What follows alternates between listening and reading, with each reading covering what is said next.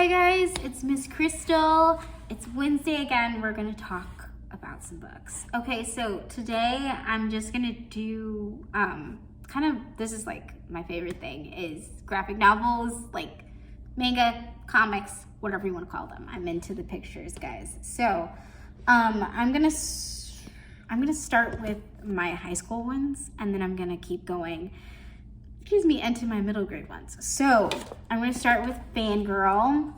Oh my God, I loved Fangirl so much. I read this one online because I just could not wait for the actual hard copy to come out.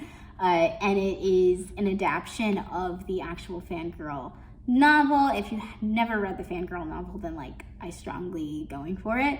But it also is, one to note is that it's number 1 in a series of 4. So it's going to be a quartet when it's all done. I think the second one comes out this October because of the delays because of COVID. I think it would have came out sooner, but you know.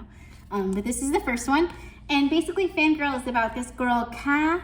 So Kath has a twin sister named Ren.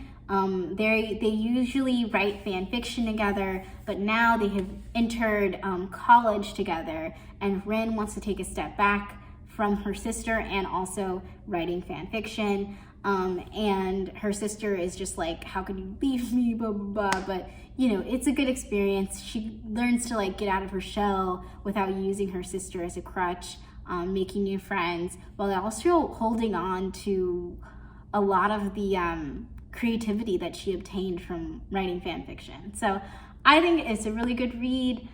This one, I don't want to give away too much because this is the series in 4, so it only can go so far in the first novel, but it's still really good. The pictures are amazing. I highly suggest. Okay, next ones, Our Dreams at Dusk.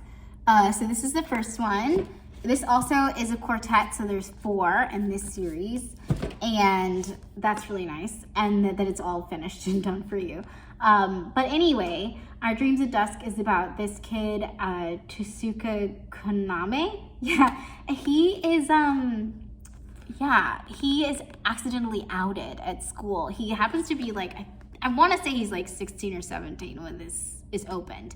And he is outed at school as being gay because they find these suggestive pictures on his phone like his classmates do, and they obviously make fun of him about it, and he denies it, but you can tell the truth, and then he feels that they must know, and he overreacts to it, and then goes to this balcony sort of thing by his school and is gonna attempt to take his own life, but instead he doesn't because he sees someone else jump off the balcony, and he's like, oh my God, and then he runs down to go see what happened to them, but they're totally fine, and they walk into this drop-in center, and the drop-in center is this house that has all these people that are LGBTQ and that are at different ages and represent all the different letters, and he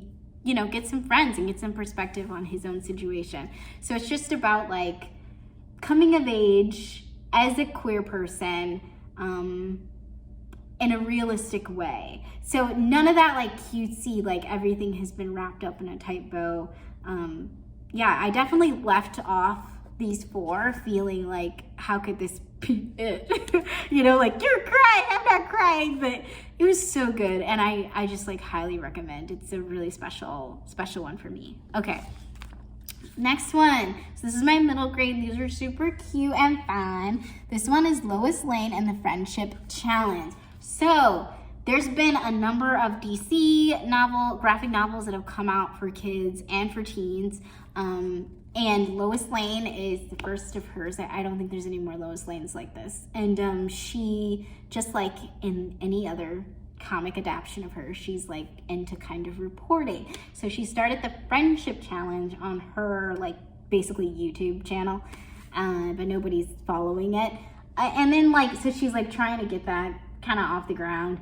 And then also she's just trying to get people to watch her stuff on TV. And then also she's having all these friendship problems because I believe her friend is kind of making another friend. And I think everyone goes through that thing where it's like you had your best friend that you were super tight with, and then they start to make other friends that you're not really friends with, and then you're like, like, you're leaving me. So I think like that's starting to happen a little bit. They're growing up. So yeah, it's just about like growing pains, and like, it's fun. Why not? Okay, Animorphs. So I grew up with Animorphs. Oh my God, loved that series so much. It's still around. Like, I'm pretty sure we still have it in hard copy here if you want to read like the prose versions of it. But now they've adapted it into a graphic novel. This is the first one, The Invasion. I can't think off the top of my head if they've got the other ones out yet or not. But Animorphs is amazing. It's about like these kids who can turn into animals. Great. But then there's also all these like parameters. Like I think it's like you only have 2 hours. You have to have come in contact with the animal that you're going to become. Yeah, and then they also are like fighting this like alien force that's like threatening, you know, society, the world, or whatever. So there's all these like dangers in the way of this. It's like 4 kids. Yeah, it's like 4 of these kids. So it's about that, and there's some twists and turns. You'll laugh, you'll cry. Go for it. So that is kind of it for me. I hope you found like a comic that you like. I love comic books, so if you come in sometime and you want a specialized one, then just holler at me. Okay, see you guys later.